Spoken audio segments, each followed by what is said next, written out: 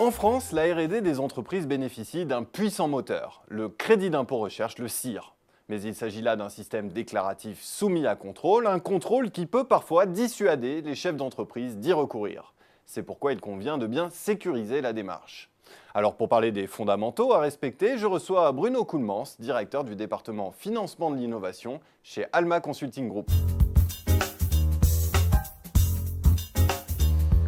Bonjour Bruno Koulmans. Bonjour. Alors, quelles sont les bonnes pratiques à adopter pour sécuriser son crédit d'impôt recherche? Bien écoutez, je vois 3 fondamentaux à respecter. D'abord, anticiper. Ensuite, analyser et valoriser. Et enfin, justifier son CIR. Ces bonnes pratiques doivent permettre de lever les craintes sur le contrôle. C'est d'autant plus important que ce dispositif est la clé de voûte du financement de la R&D du secteur privé en France, avec plus de 19 000 déclarations par an et plus de 5 milliards d'euros alloués aux entreprises chaque année. Alors, j'en reviens aux fondamentaux que vous venez d'évoquer. Le premier, c'est anticiper. Est-ce que vous entendez par là le travail préparatoire en amont du projet? Oui, tout à fait. La mise en œuvre du crédit d'impôt recherche ne s'improvise pas. Anticiper permet à l'entreprise d'adopter une démarche réfléchie et construite, ce qui lui évitera de perdre du temps et de l'argent en cas de contrôle fiscal. L'entreprise doit considérer le crédit d'impôt recherche comme un véritable projet, avec des objectifs, une planification, des deadlines, des comptes rendus et des retours d'expérience. La sécurisation du crédit d'impôt recherche nécessite également la mise en œuvre d'une démarche systématique de veille technologique intégrant des études complètes sur l'état de l'art afin de s'assurer qu'on ne réinvente pas la roue. Enfin, toujours en amont, il faut bien s'assurer d'être en mesure de collecter au fur et à mesure toutes les données qui permettront de suivre les temps passés par les équipes de recherche et l'ensemble des dépenses relatives au crédit d'impôt recherche d'une manière générale. Bruno Koulmans, vous disiez il y a un instant qu'il fallait s'assurer qu'on ne réinvente pas la roue. Qu'entendez-vous par là? Oui, pour moi, c'est le cœur du dispositif du crédit d'impôt recherche. Ou encore la deuxième étape fondamentale que j'évoquais, à savoir analyser et valoriser.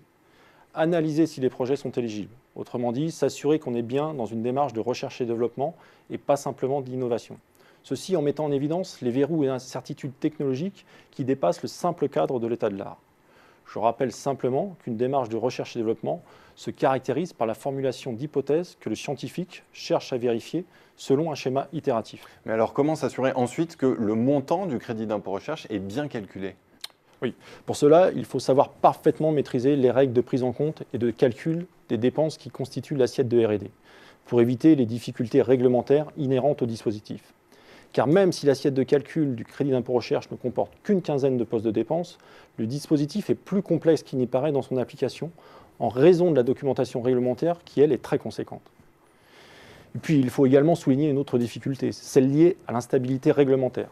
Personnellement, j'accompagne les entreprises depuis plus de 15 ans et je n'ai jamais connu une année sans évolution du dispositif, que ce soit dans les principes de calcul ou la nature même des dépenses éligibles. Et comment faire pour se prémunir face à ces difficultés? Eh bien, c'est simple, on se prémunit lorsqu'on sait justifier son crédit d'impôt recherche. C'est le troisième pilier de la démarche. Justifier le CIR, c'est avant tout collecter et conserver absolument toutes les preuves de dépenses et de réalisation des travaux de recherche et développement. Que ce soit les temps passés, les factures, les CV, les diplômes, les rapports techniques, etc. Il faut aussi, pour éviter les mauvaises surprises, bien s'assurer de suivre la trame rédactionnelle du ministère de l'Enseignement supérieur et de la Recherche pour présenter ses projets.